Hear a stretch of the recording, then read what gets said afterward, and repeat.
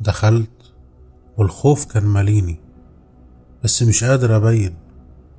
ما كانش فيه صوت غير صوت أهل الضحايا واللي كانوا مستنيين علشان يستلموا الجثث علشان يدفنوها. خطيت أول خطوة في أرض الموت. كنت عمال ببص على كل ركن في المكان اللي بالنسبة لي ما كانش جديد. أنا كنت دايما بسمع من بابا عنه وكان بيحكي لي. كنت ماشي كأني عارف كل سنت فيه. كنت زمان بسمع، لكن النهاردة أنا جزء منه.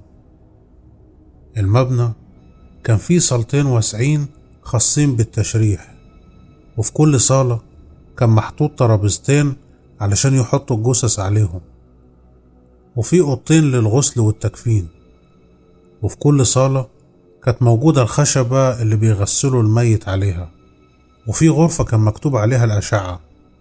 الأوضة دي هي أول أوضة بتستقبل المتوفي، واللي عايزين يشرحوه بيعملوا له عملية مسح إشعاعي علشان يشوفوا الإصابات اللي موجودة فيها، وده طبعا علشان الدكتور يقدر يحدد أماكن الإصابات وطبيعتها، سواء كانت طلق ناري أو طعنات أو حتى ضرب، قبل ما ينقلوا الجثة لصالة التشريح. وفي آخر الطرقة كان في أوضتين معمولين تلاجة لحفظ الموتى.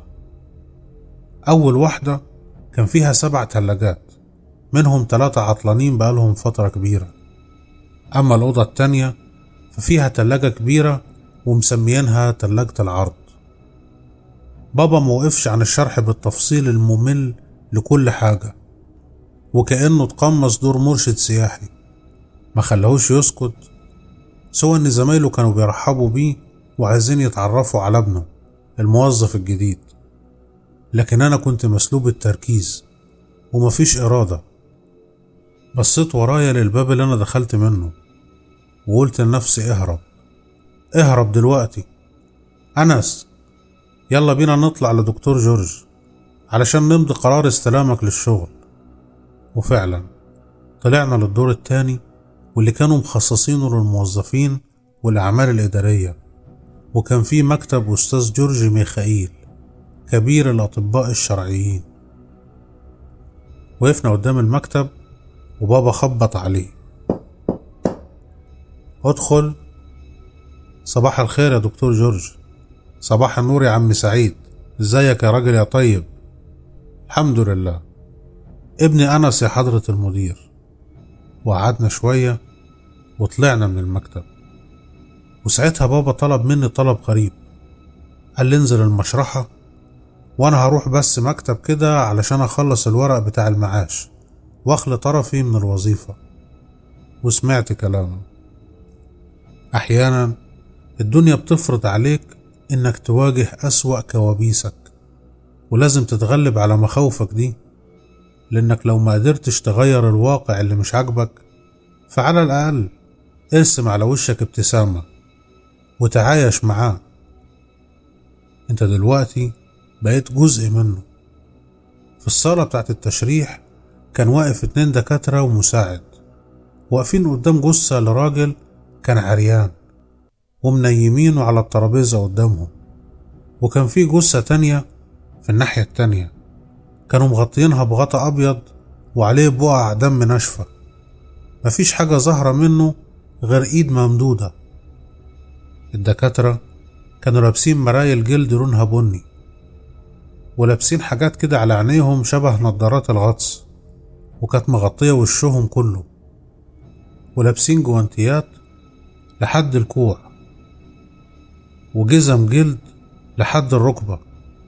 لكن المساعد ما كانش لابس لبس متخصص، هو كان لابس بلطو أبيض وقديم كمان.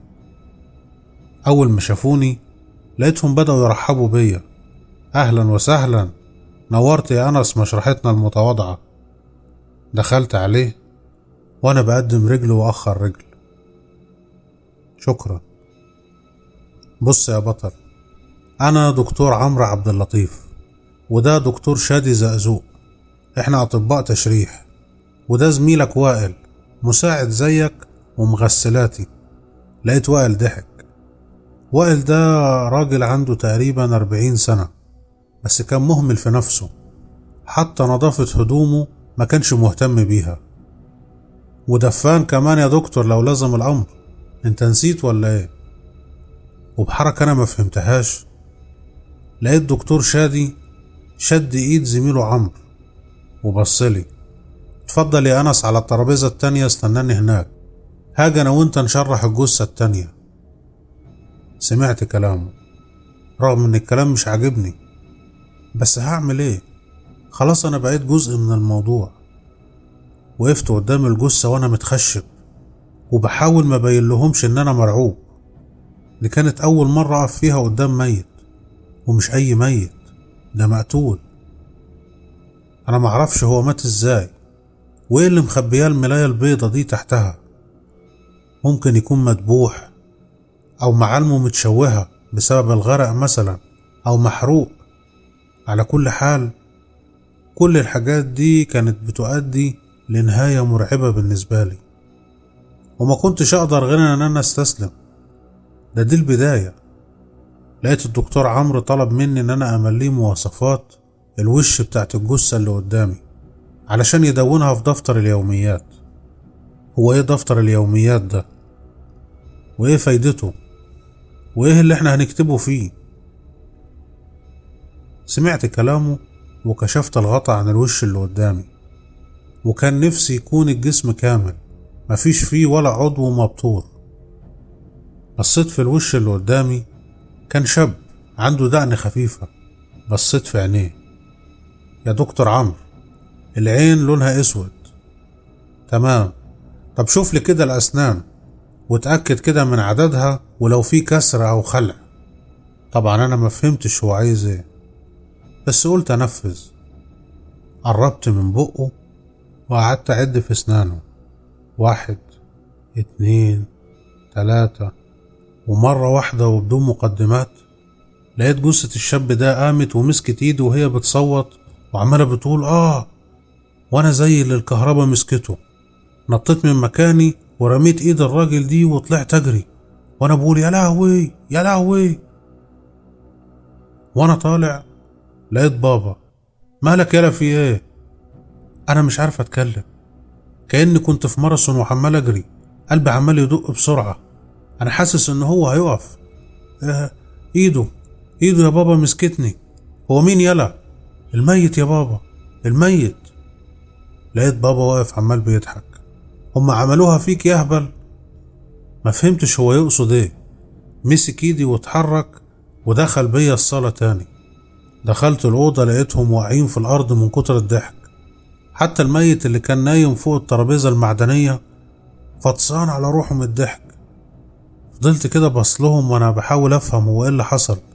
لقيت الميت قام وجاي ناحيتي وحضني. فهمت انه كان مقلب رخم هم عاملينه فيا. كده يا جماعة تعملوها في ابني؟ وحياة امك يا مصطفى لوريك. لقيت الميت عمال بيتكلم، واللي كان اسمه مصطفى. معلش يا عم سعيد، دي التشريفة بتاعت انس، وانت عارف ان لابد اي واحد جديد نعمل له تشريفة. ولقيت الدكتور عمرو بيقول معلش يا انس، دي التشريفة اللي هتقوي قلبك علشان مهما شفت هنا عمرك ما تخاف.